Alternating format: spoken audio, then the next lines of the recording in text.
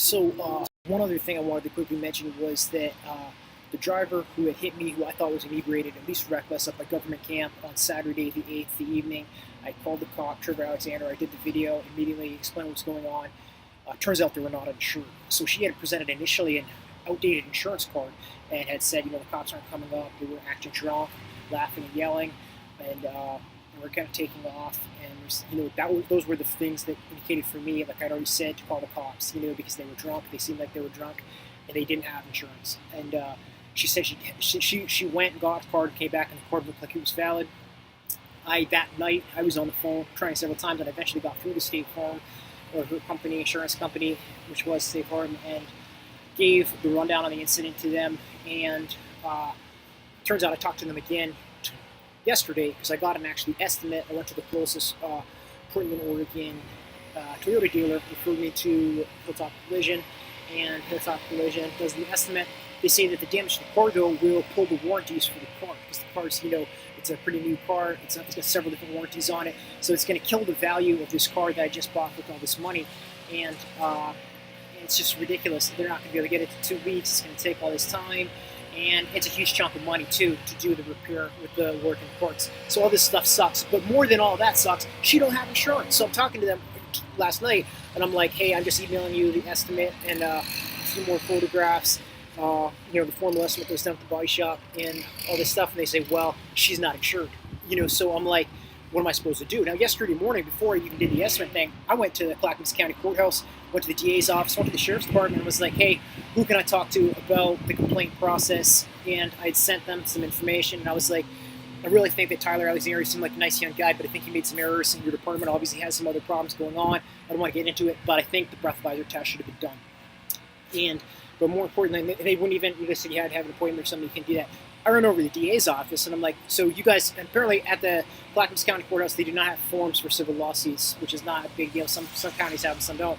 But the biggest thing, my takeaway was, I talked to the DA's office, and the DA's office is like, yeah, these guys are a shit show, basically. But, and they heard me out, and I was like, the biggest thing is this is a procedural violation that cop, you need to do the breathalyzer test. And this is all, my conversation, my visit over there was all prior to the data coming out that this driver didn't even have insurance. Now, but that was one of the reasons I called the cop too, is because they took off and they did not have proof of insurance on them after this happened, and they're on the 911 call yelling and laughing and stuff, but there was no insurance for that driver. They were physically there, and she came back with that card, but now it turns out that the card she came back with wasn't valid. So in addition to the issues with the definite reckless behavior, the suspected alcohol behavior that we weren't able to formally confirm, which I understand because he chose to not do his job right.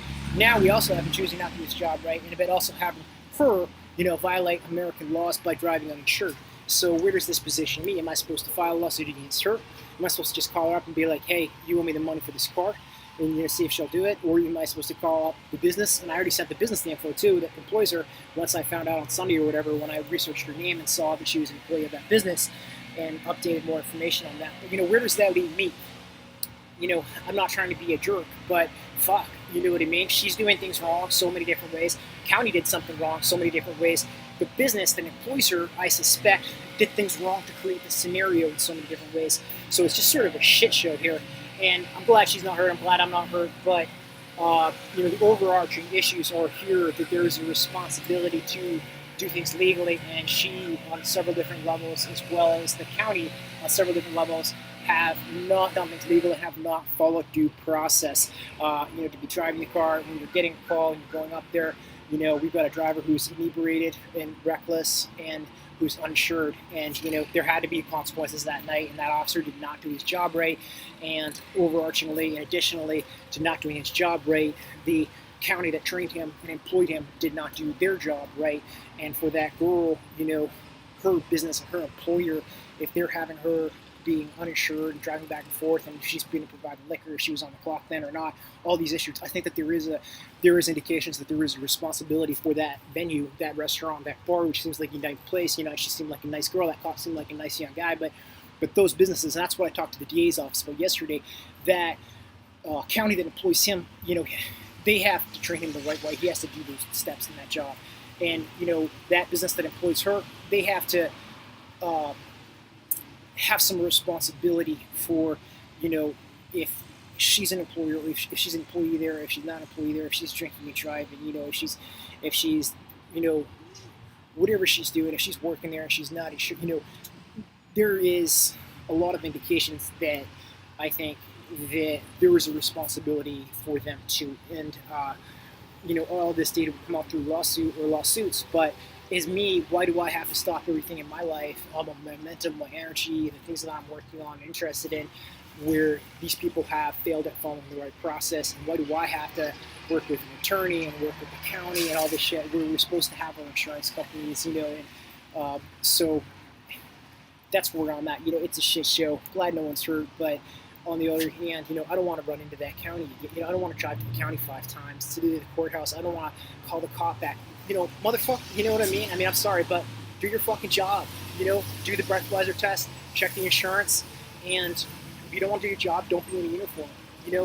And additionally, for her, don't drive if you don't have insurance. You know what I mean? And don't drive recklessly. Look over your shoulder. And for that business in that county, train your staff the right way and take responsibility for what they're doing when they're on, when they're in your uniform with your stuff for the cop, and when they're on your business property and pulling out of the parking lot of your business property for that restaurant.